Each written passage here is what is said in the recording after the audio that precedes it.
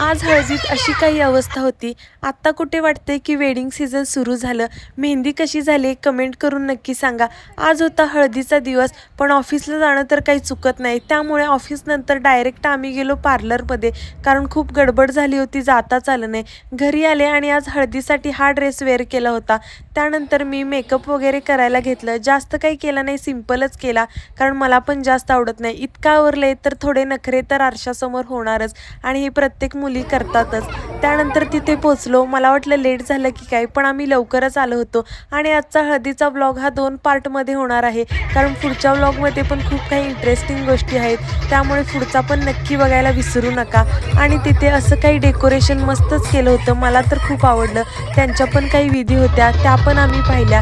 त्यानंतर आम्ही photo videos वगैरे सगळ्यांनी घेतले आणि फायनली आम्हाला हळद लावली. आता पुढच्या व्लॉगमध्ये डान्स आहे, नक्की पुढचा पार्ट बघा आणि एन्जॉय करा.